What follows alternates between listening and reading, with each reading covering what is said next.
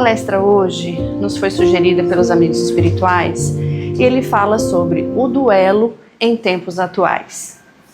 Quando a gente fala do termo duelo, a primeira imagem que vem à nossa mente provavelmente são aquelas cenas épicas de séculos passados em que as pessoas iam à desforra em público, com armas em punho, com espadas, num campo extremamente aberto, com pessoas que apoiam de um lado, outras pessoas que apoiam de outro, e com armas em punho, duas pessoas vão à desforra. Essa é a cena natural que nós costumamos trazer à nossa mente quando a gente fala em duelo.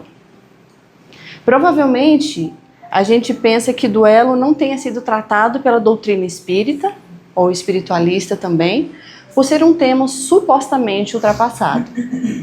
Inclusive, Chico Xavier foi questionado, em alguns desses momentos, sobre se o Evangelho segundo o Espiritismo não deveria ser atualizado neste ponto, na medida em que os duelos não existem mais na acepção da palavra em que foi criada ao tempo de Kardec. Porque mesmo em 1840 e poucos anos, 1862, eu vou ler um trecho para vocês, o Evangelho segundo o Espiritismo já tratava desse assunto. E aí nós precisamos nos perguntar, será que o duelo está realmente tão ultrapassado assim? E aí eu vou trazer para vocês alguns exemplos para que a gente consiga refletir sobre a atualidade do pensamento de Jesus, mas acima de tudo também sobre a atualidade do pensamento espírita.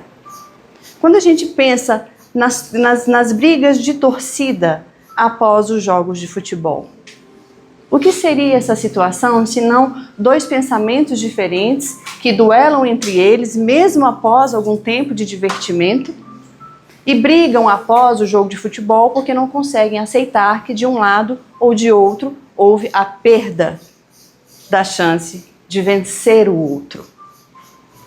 O que pensar dos rachas no trânsito que a gente tem? Era muito comum ali na região do Sobradinho os rachas entre os carros, que nada mais é que uma competição nefasta entre duas pessoas que colocam inclusive a vida de terceiros em risco. E podemos pensar mais profundamente nas brigas judiciais. Por que não?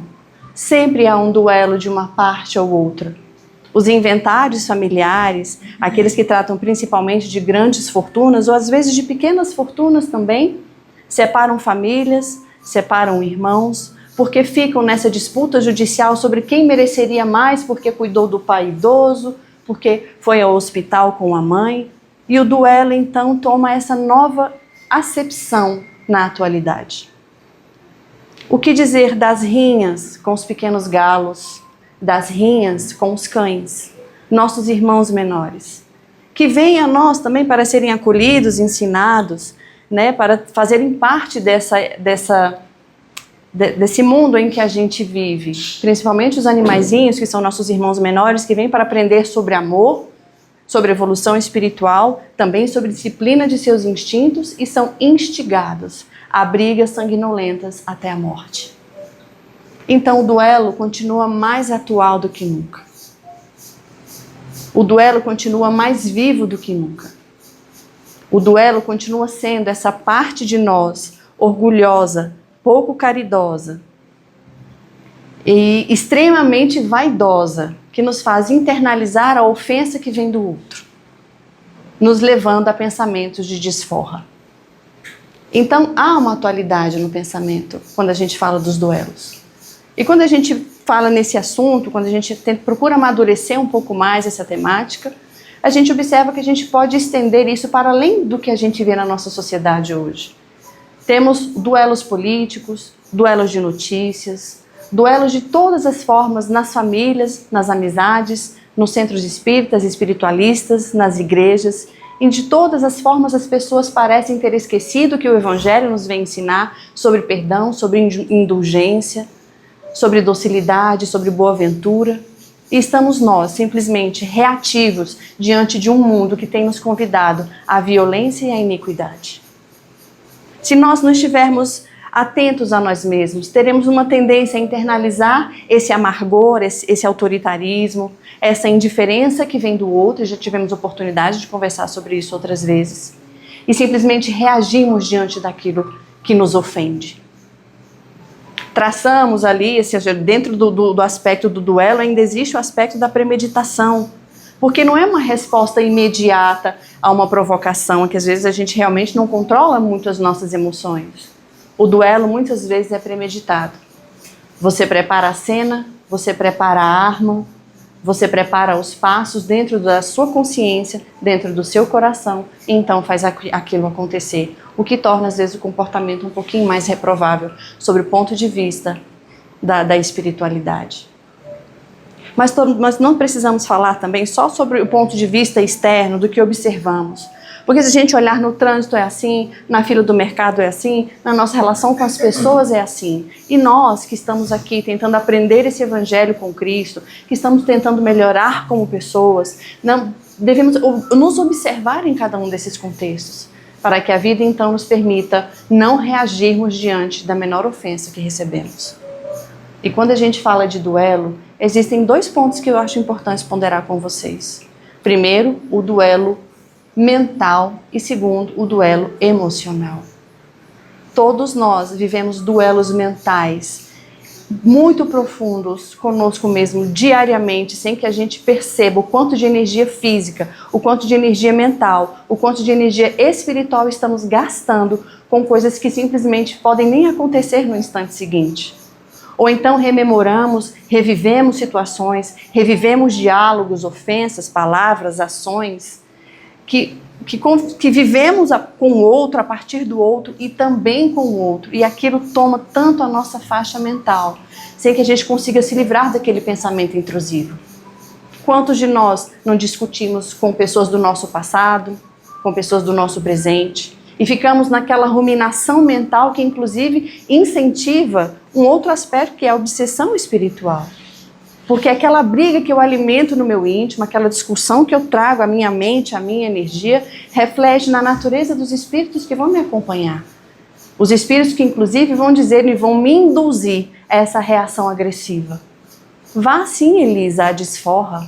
Como é que essa pessoa pode falar com você desse jeito? Que absurdo uma coisa como essa. Não deixe passar em branco. Então a gente começa a duelar com a gente mesmo. A gente começa a duvidar de que o nosso comportamento foi o mais adequado naquela situação. Às vezes a gente está tentando pregar esse evangelho que a gente está aprendendo aqui todos os sábados, mas esse nosso inconsciente, a nossa sombra, mas a natureza do espírito que já fomos, as memórias do que fizemos podem vir de uma forma tão abrupta que a gente sequer controla o nosso comportamento. Então nós precisamos estar atentos a esses diálogos internos que ocorrem conosco, para nós realmente educarmos a nossa mente e o nosso espírito, para dizer para ele, essa briga interna de você com o outro tem que parar e acabar em você. Esse é um exercício da educação, do que a gente pensa e do que a gente sente. Porque aquilo que existe em nós, quando é alimentado por esse duelo interno, é que se transforma no comportamento que pode nos fazer nos arrepender amargamente por muito tempo. Quantos diálogos temos? Brigamos com todos os tipos de pessoas. Nos colocamos numa posição de estarmos magoados, às vezes, porque não fomos à desforma como gostaríamos. E aquilo vai enegrecendo a nossa energia. E aí a gente não entende por que a gente às vezes está com bruxismo, está com dor de estômago, a dor na costa, como eu brinco com a minha amiga Daisy todas as semanas. Então a gente precisa pensar quantos duelos estamos tendo internamente, desnecessariamente, e gastando energia mental com uma coisa que pode nem se concretizar na verdade. E que existe apenas em nós porque nós damos espaço para isso. E a gente também precisa falar do nosso duelo emocional. E aqui eu tentaria abordar, por sugestão dos amigos espirituais, o duelo sobre o seu aspecto positivo. Porque nós estamos emocionalmente, espiritualmente, psicologicamente habituados ao duelo que vai afrontar o outro, que vai combater o outro, que vai subjugar o outro. Mas nós não temos a mesma força mental para duelar contra as nossas más inclinações. E quando o Evangelho nos convida a olhar para dentro e não para fora, a gente também precisa pensar nesse tipo de duelo. Por que eu não duelo com a minha preguiça? Porque é mais fácil ficar duelando com um coleguinha.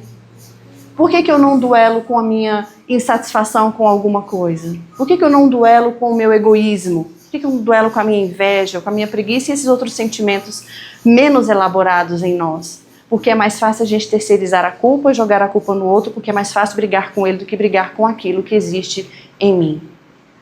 Então nós precisamos fazer essa força mental e essa força espiritual para duelarmos com aquilo que existe em nós e que ainda não está totalmente evangelizado, não está totalmente consciente. É brigar às vezes com a nossa habilidade de fazer fofoca, habilidade de fazer intriga, habilidade de sabe, ficar de disse-me-disse. Então existem vários aspectos em nós e cada um pode refletir intimamente sobre como a gente pode usar a energia do duelo para o nosso progresso pessoal. O duelo no sentido positivo, duelar com o pensamento de menos-valia, duelar com o pensamento que baixa a nossa autoestima, duelar com o pensamento que diz que a gente não merece ser amado, duelar com o sentimento de que a gente não merece o melhor que a gente busca e duelar tudo aquilo que nos diminui como seres espirituais criados e amados por Deus. Mas para esse duelo a gente não tem força.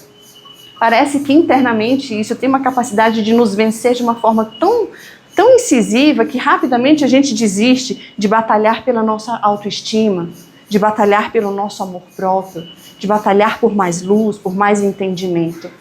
Mas é muito fácil duelar com um coleguinha no trânsito, dar uma buzinada e mandar ele para nosso lar, para não dizer uma outra palavra.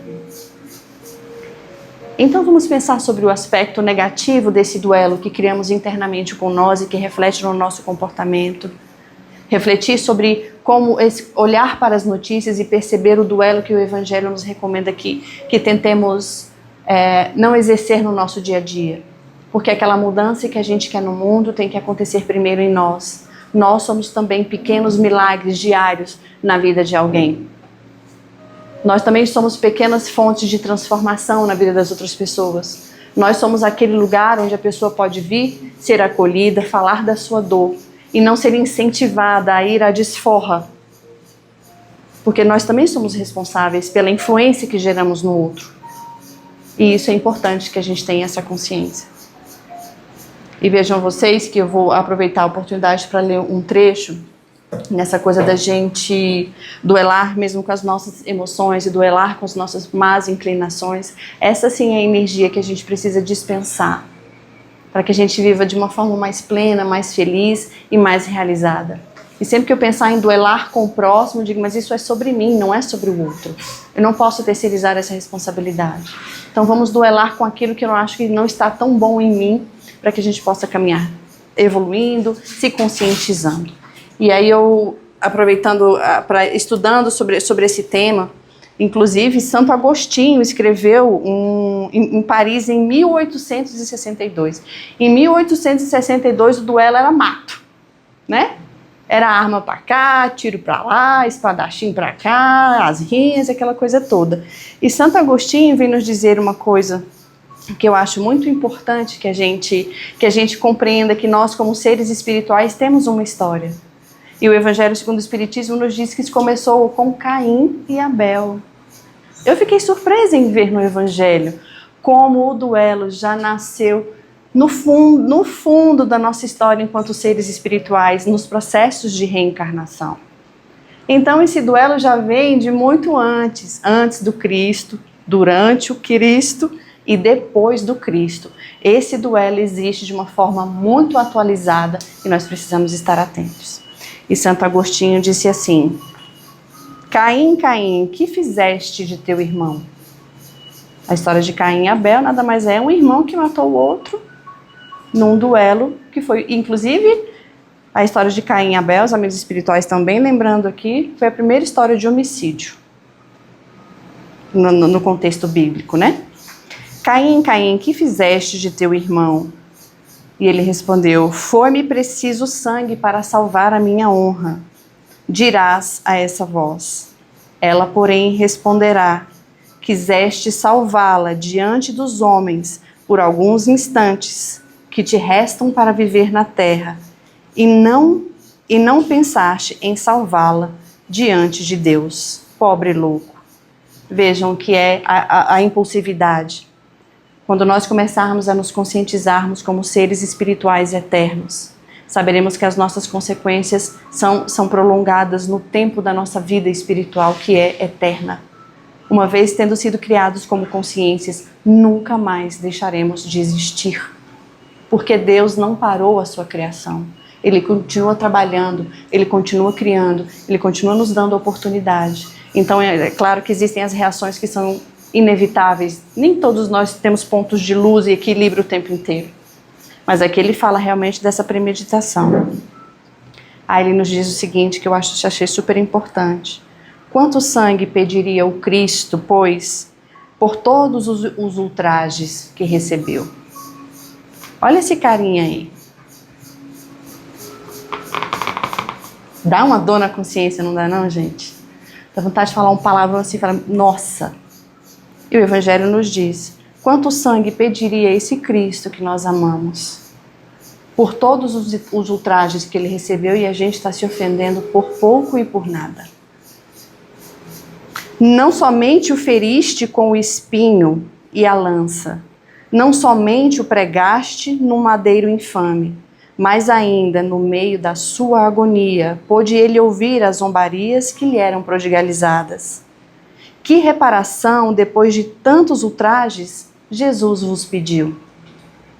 O último grito do cordeiro foi uma prece para os seus carrascos. Ó, como ele, perdoai e orai por aqueles que vos ofendem. Nós temos o Cristo, esse sangue santo no madeiro derramado por nós. Nós temos a lição do Evangelho nos ensinando a apaziguarmos em nós o nosso desejo de disputa, o nosso desejo de duelo. Se pudermos escolher, que escolhamos duelar conosco mesmo, com as nossas iniquidades, com os nossos defeitos, com as nossas deficiências. A nossa batalha, o nosso duelo tem que ser conosco, nunca com o outro. Não vai ser fácil, não vai, porque nós temos vidas sucessivas, memórias, uma tendência e um desejo a essa reação imediata. Mas lembremos sempre do duelo como alguém que se ofende quando o próprio Cristo não se ofendeu por coisas muito maiores.